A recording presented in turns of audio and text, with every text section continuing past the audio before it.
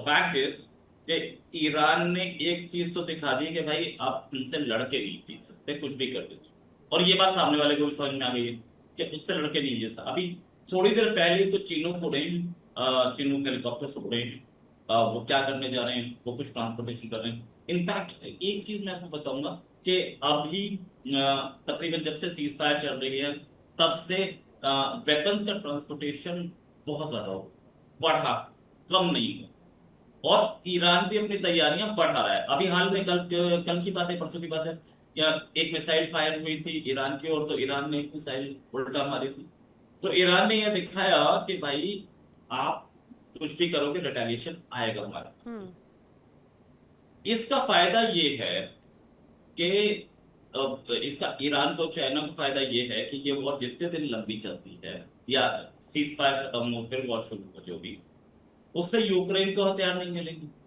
तो इसमें घुसना कौन चाहता है, इस वॉर में कौन चाह रहा है कि ये वॉर चले? हम्म। प्रैक्टिकली सारे चाह रहे हैं। अमेरिका भी चाह रहा है, इसराइल सबसे ज्यादा चाह रहा है, चाइना सबसे ज्यादा चाह रहा है और रशिया सबसे ज्यादा चाह रहा है कि ये वॉर चले। हम्म। पीस आएगी भी तो सब अपने हथियार फिर बढ़ाएंगे, फिर लड़ेंगे। और सऊदी को अच्छी तरह से पता है कि ईरान एक घायल शेर है, आज नहीं तो कल पे लड़ेगा। हम्म। तो इसमें पीस कहीं मुझे दिख नहीं रही जब तक एक डिसाइसिव विक्ट्री सबके सामने ना आ जाए। हम्म। और जहां तक बात यह है कि ये, अभी मैं कहीं पर पढ़ रहा था हम्म। कि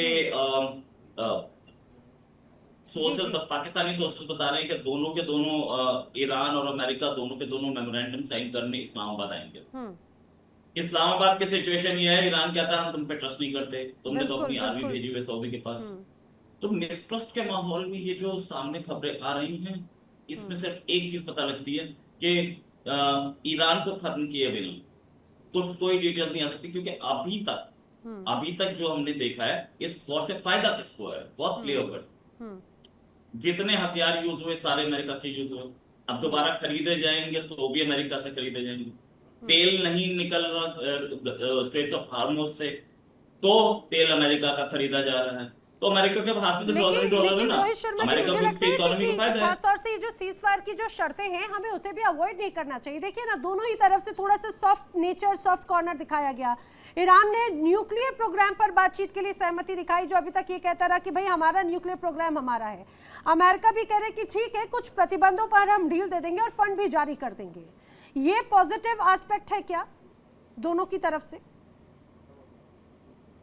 ये क्वेश्चन आप जी मुझसे जी पूछे जी, ना। हाँ जी हाँ जी, आप क्योंकि वही बात कर रहे थे जी। मैंने बात ये है कि हम्म। दोनों भाई, ईरान बोल रहा है मैं बातचीत करूंगा हम्म। न्यूक्लियर, अपने न्यूक्लियर एसेट्स पे। हम्म। बातचीत करने का मतलब क्या है? क्या हम्म। वो उन्हें देने जा रहा है? नहीं।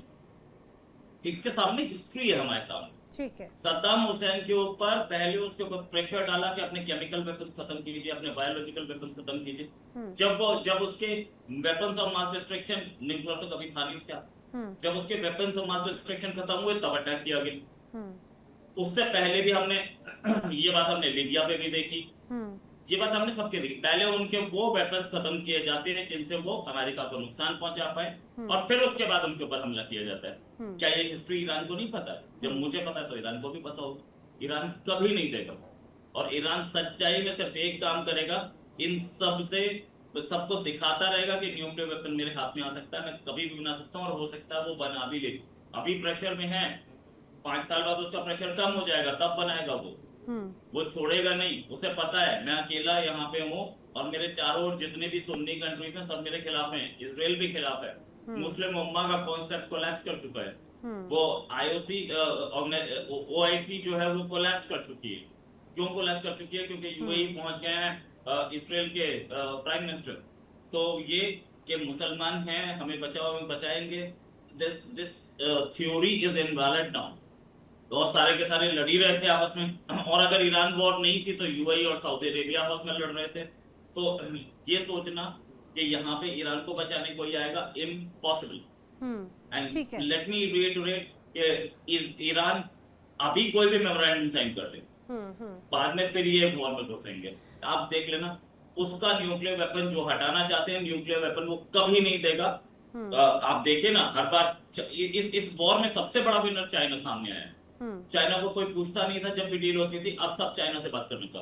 क्योंकि चाइना बीच ठीक में है। फंसा हुआ है। हाँ तो और सही, इसमें चाइना देखिए ने इसमें तो अपनी पर्सनल इंटरनेशनल इंटरेस्ट प्लानिंग रहा बना भी ली है, है। बिल्कुल इसमें पर्सनल इंटरेस्ट रहा भी है, क्योंकि हमने देखा था इसके पहले भी जब खासतौर से मध्यस्थता की बात हो रही थी तो उसमें चाइना ने बड़ा रोल अदा किया। भले ही बड़ा चेहरा बताने की कोशिश डोनाल्ड ट्रंप कर रहे हो कि भाई पाकिस्तान की मध्यस्थता है, लेकिन बातचीत की मेज तक लाने में चाइना की बड़ी भूमिका रही है। लेकिन अच्छा हिमांशी जी, जल्दी से मुझे इस पूरे सीज फायर को लेकर ये जरा बताइएगा कि आखिर इसमें क्या एस्पेक्ट आपको नजर आते हैं। क्या ये माना जाए कि एक सकारात्मक कदम बढ़ाते हुए नजर आते हैं, या फिर ये भी सीजफायर उन सीजफायरों की तरह ही नजर आएगा जो कागजों पर तो है लेकिन जमीन या हकीकत में नहीं है? क्योंकि जो बात यहाँ पर अभी रोहित जी ने भी कही कि ठीक है वादा किया है ना, समझौते पर हस्ताक्षर नहीं किए गए हैं, अगर हस्ताक्षर भी कर देगा और दिया तो नहीं है, चाहे बात फ्रीज अमाउंट की बात हो या फिर पैकेज की बात हो, नियत पे ही भरोसा नहीं है फिर तो।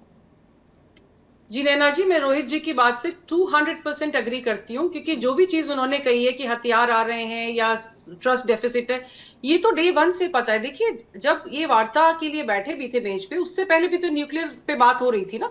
ईरान ने कभी मना नहीं किया था कि हम न्यूक्लियर पे बात नहीं करेंगे। बात फंसी है जब 28 तारीख फरवरी को इन्होंने उनके टॉप लीडरशिप को एलिमिनेट कर दिया। और देखिए, जो उनके एंड गोल लेके चले थे उसमें था कि रिजीम चेंज होगी, लेकिन रिजीम चेंज तो आज तक नहीं हुई है। और उसके बाद भी देखिए, अभी क्या किसी को पता है कि वो 440 केजी एनरिच यूरेनियम है कहाँ जिसकी ये बात कर रहे हैं। और उसके अलावा ये जो बंदर अब्बास और इधर उधर जो ये बीच बीच में अटैक्स होते हैं, किस लिए होते हैं? बिकॉज चाइना की तरफ से लगातार इनको मिसाइल बनाने का सामान, सॉलिड फ्यूल्स लगातार प्रोवाइड किए जा रहे हैं। तो देखिए, ये जो पूरा एक छद्म रचा जा रहा है, ये इसीलिए रचा जा रहा है क्योंकि जिस तरीके से हम देख रहे हैं कि डोनाल्ड ट्रंप की जो एक मैक्सिमम प्रेशर डालने की नीति थी, उसकी लिमिटेशंस पूरे वर्ल्ड को पता चल गई कि आपने सैंक्शंस लगाए, अब आप बोल रहे डार्क फ्लीट भी हम ये कर देंगे, हम वो कर देंगे। तो जो भी उनका अल्फा ब्रावो चार्ली डेल्टा था, वो सारी चीजें होने के बावजूद भी ईरान खड़ा रहा। और ईरान भी देखिए, चाहे जितना मर्जी जोर लगा ले, लेकिन इकोनॉमिकली इस समय अंदर बहुत क्राइसिस है उसके, क्योंकि लगातार जब चीजें अंदर बाहर नहीं हो पाती हैं तो वहां पर खाद्यान्न का संकट और बाकी चीजें भी पैदा होती हैं। और इसीलिए वो बार बार कह रहा है कि स्विफ्ट जो पेमेंट था, जो बाकी जो उसके फ्रोजन एसेट्स थे, उन सबको डीप फ्रीज करें। क्योंकि देखिए, जब उसका जो तेल कितना, वो लगभग 30 अरब 20 के करीब, सॉरी 20 के करीब वो बेच पाता था, लेकिन अब इतने समय से जब 2 ढाई 3 महीने हो गए हैं, उसका जो ऑयल है वो प्रॉपर तरीके से बाहर जा ही नहीं पा रहा है। तो क्या विदेशी मुद्रा उसको मिल रही होगी यूहान में? उसका, अगर उसको, चाइना किसी का दोस्त नहीं है ना, चाइना को भी तो जो उसको सामान देगा उसके लिए बदले में या तो तेल चाहिए या पैसा चाहिए। तो nobody is anybody's friend. Geopolitics में सब मौका परस्त लोग होते हैं। हम बात करते हैं नेशनल इंटरेस्ट की और बाकी चीजों की, लेकिन हर कोई अपने हित साध रहा होता है। अमेरिका भी अगर इस समय शांति की बात कर रहा है तो अमेरिका को समझ में आ गया है कि डोनाल्ड ट्रंप की लोकप्रियता तो गिरी रही है, उसके अलावा महंगाई, पूर्णिमा जी बैठी हुई है, वो इस चीज से एग्री करेंगी कि महंगाई लगातार बढ़ रही है। और डेमोक्रेटिक्स और रिपब्लिकन दोनों में इस चीज को लेके बहुत आक्रोश है कि जिस तरह की नीतियों पर ट्रंप चल रहे हैं वो डेफिनेटली अमेरिका के हित में नहीं है। तो लॉन्ग टर्म में भले ही अमेरिका कितना बड़ा मिलिट्री माइट हो, लेकिन डैमेज तो हो रहा है। देखिए, रेपुटेशनल डैमेज हो गया। मिलिट्रीली हम मान सकते हैं कि अमेरिका सुपर पावर है, लेकिन जिस तरीके से उसकी स्टॉक पाइल्स डिप्लीट हुई हैं, वो उसको रिकूप करने में एक लंबा समय लगेगा और उसके अलावा पैसा भी लगेगा। तो जैसा हम सबको पता है कि देखिए, Middle East has always been a boiling pot, वहां कभी स्थायी शांति नहीं रही है। इसीलिए डोनाल्ड ट्रंप ने बड़ी चतुराई से अब्राहम अकॉर्ड को इसमें फंसाया है, क्योंकि उनको पता था कि कोई ना कोई इस चीज पे बिदक जाएगा। और देखिए, डोनाल्ड ट्रंप के साथ जो हुआ है कि वो कहते हैं ना, एक कहावत है कि रोजे पढ़ने आए, सॉरी नमाज पढ़ने आए थे, रोजे रखने पड़ गए। तो वो आए तो अटैक करके जाने के लिए थे, लेकिन अब उनको पूरा एक महीना जो उनका फाके चल रहे हैं उसमें वो फंस गए हैं। और ईरान को भी इस समय थोड़ी सांस लेने की आवश्यकता है, क्योंकि जिस तरीके से वो चोक हो रहा है, उसके जो वेल्स हैं ऑयल के, उसमें कंटेमिनेशन का खतरा बढ़ रहा है। और लगातार अटैक से उसका भी, जो बुशर वगैरह पे इन्होंने अटैक किया है, तो उनका जो बुशर का न्यूक्लियर प्लांट है वो भी काफी क्षतिग्रस्त हुआ है। तो चीजें सबके लिए कॉम्प्लिकेटेड है, लेकिन इसमें जो सबसे बड़ी जो बात है वो है क्या इजराइल इन सब चीजों के लिए मानेगा? तो सबसे बड़ा पेच जो है वो इजराइल ने फंसा रखा है।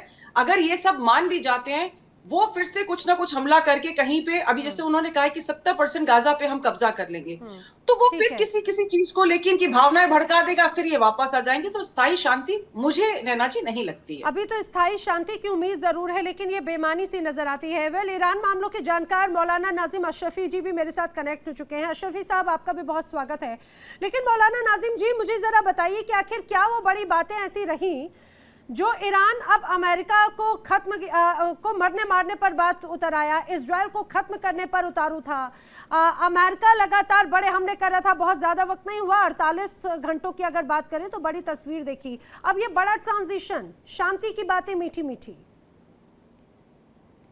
देखिए, बड़ी सीधी सी बात है। मैं एक बात यहाँ बड़ी स्पष्ट तरीके से कहना चाहता हूँ। वो एक बड़ी कहावत है, मरता क्या ना करता वाली कंडीशन है। फिर दूसरी बात, ईरान ये जानता है कि अगर हम जितना भागेंगे उतना कोई हमको भगाएगा, जितना हम दौड़ेंगे इतना दौड़ाएगा। ये तो मरता आखिर क्या एक ना वक्त करता, ये अमेरिका के लिए बोल रही है या ईरान के लिए?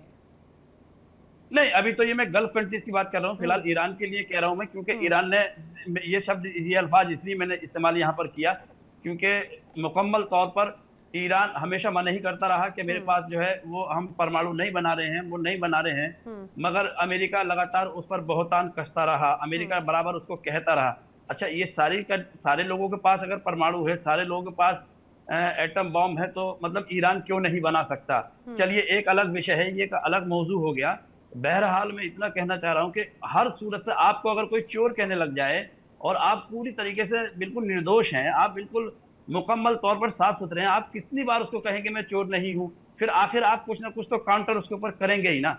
और एक चीज मैं बताऊं, ईरान जो फीलिंग्स फुल कंट्रीज है, ईरान या गल्फ कंट्रीज में ईरान थोड़ा अलग इसलिए है क्योंकि ईरान के अंदर जो फीलिंग्स है ना, जो एक रिलीजियस जो फीलिंग्स होती है, वो थोड़ा स्ट्रांग है।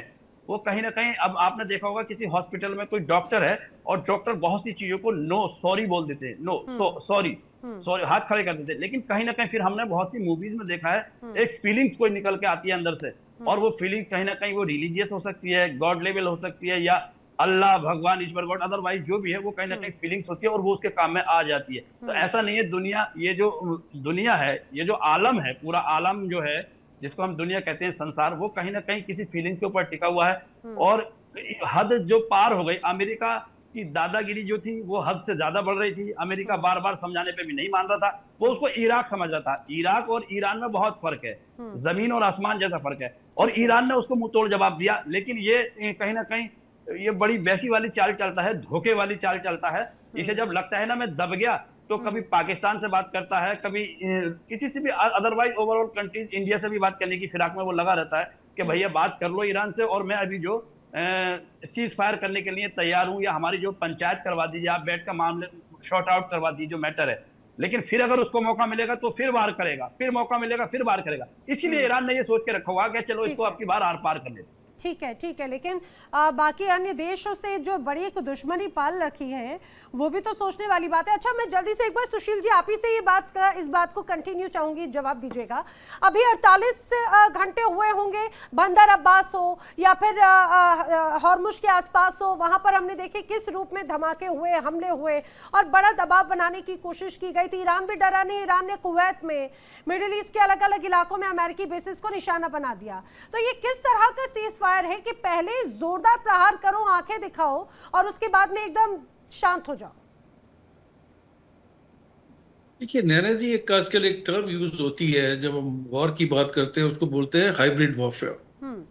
हाइब्रिड वॉरफेयर के अंदर आपकी जो साइकोलॉजिकल वॉर आ जाता है, साइबर वॉर आ जाता है, पॉलिटिकल आपके नरेशन आ जाते हैं, डिप्लोमेटिक नरेशन आ जाते हैं, मिलिट्री रिस्पॉन्स आ जाते हैं। तो ये सारा उसका एक कॉम्बिनेशन है। मेरे को कुछ ही चीजें मैं आपसे भी थोड़ा अपनी राय दूंगा। देखिए, अमेरिका का it was never a aim to go for a regime change. आप ग्राउंड इन्वेजन के बगैर, कोई भी इतना बेवकूफ नहीं होता है कि without ground invasion you use the air power and missile powers and drone power and you think a country which is having a population of 9 crore आप रिजीम चेंज कर पाएंगे? This was never A plan.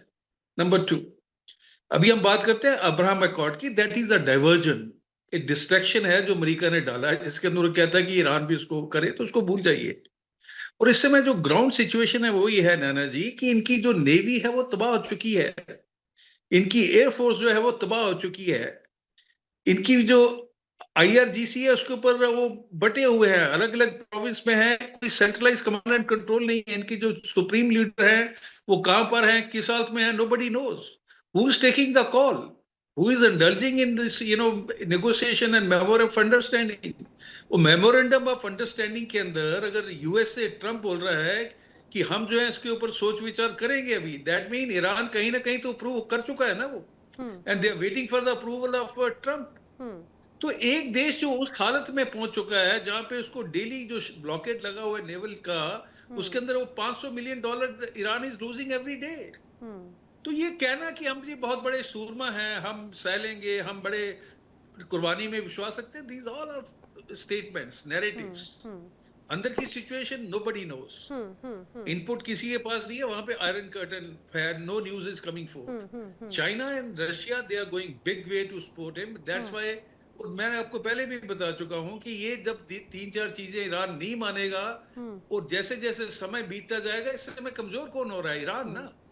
USA के 10 aircraft damage हो जाते हैं, 50 drone खत्म हो जाते हैं, उनको क्या फर्क पड़ता है? लेकिन सुशील जी, एक और बात तो ये कही जाती है कि अमेरिका के पास में ये कहा जाए कि खोने के लिए बहुत कुछ है। ईरान तो पहले ही लुटा पिटा है, वो तो पहले ही बड़ा एक तरह से खराब रहा, लेकिन इसने अपनी इस जो वॉर के टाइम पे उसने अगर अमेरिका को अपने सेकंड थॉट पर विचार करने पर एक तरह से अगर मजबूर किया, तो यहाँ पर तो मजबूत ईरान नजर आता है। और ईरान के साथ में चाइना का सपोर्ट है, रशिया का सपोर्ट है। मैं गलत हूँ क्या सुशील जी? इसी बात को पूरा कीजिएगा। जी जी जी जी, इसी बात को जरा जल्दी से जवाब दीजिएगा। देखिए, we have to be very very clear about the ground realities. Iran जो है उसको भी पता है कि मैं जीत नहीं सकता, right from the day one, because there is no comparison in the combined might of military as per Israel and USA are concern. Iran knows it very well. But अभी उनके पास ऑप्शन क्या है? उन्होंने अपने 2 स्ट्रेटेजिकल वेपन यूज किए हैं, एक तो to attack the gulf countries in the गाब की अमेरिकन बेसेस है वहां पे, और दूसरा उन्होंने हॉर्मस स्ट्रेट जो है ब्लॉक कर दिया, जो अभी बड़ा रेलेवेंट इशू बन गया है। ठीक है, बिकॉज हॉर्मस स्ट्रेट की जो रेलेवेंसी वो खत्म हो चुकी है। ठीक है, मैं इसी का ही जवाब पूर्णिमा नाथ जी से एक बार ले लेती हूँ। पूर्णिमा नाथ जी, ये जो पूरा सीज फायर की बात है, क्या ये कहा जा रहा है कि ईरान को डगा नहीं पाए, झुका नहीं पाए, इसीलिए खुद अमेरिका बैक स्टेप हुआ? ये विन विन कंडीशन ईरान की है क्या?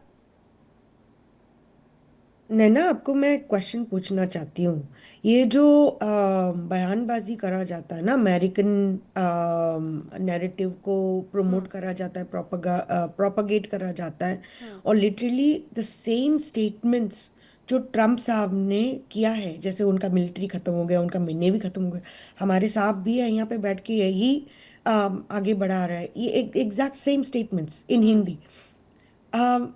आप मुझे बताइए, उनका सब खत्म हो गया तो निगोशिएशन क्यों करना है उनको? जैसे वेनेजुएला में जाके लीडर को उठा के किडनैप करके आके न्यूयॉर्क की कोर्ट में आप सजाएं सुनाए जा रहे हो। आप सिर्फ उनको नहीं, उनकी बीवी को भी उठा के लेके आ गए हो। आपके पास इतना मिलिट्री पावर है, आपके पास आप इतने बड़े हो, आप इतने महान हो, आपको किडनैप करना आता है, आपको मारना आता है, आपको स्लॉटर करना आता है, आपकी रिसोर्सेज चुराना आता है, लूट करना आता है, तो आप निगोशिएशन क्यों कर रहे हो? बिल्कुल क्यों कर रहे हो? क्या जरूरी है? आप बोल दो आपने जीत गए, तो फिर पहले दिन से तो वही बात करे जा रहे हो। जब बॉम्बिंग हुआ था फरवरी 28 ईरान निगोशिएट नहीं कर रहे थे। जब 2025 की बॉम्बिंग हुई थी जून में, तब निगोशिएट नहीं कर रहे थे ईरान। तो ये कहना कि ईरान के पास है क्या, वो तो खत्म हो चुका है। अब कौन खड़ा है फिर वहां पे? आपने तो पूरे लीडरशिप को खत्म कर दिया। क्योंकि यही तो बार बार बात कही जा रही है। अच्छा रोहित जी, जल्दी से मुझे एक बार शॉर्ट रिएक्शन दीजिएगा।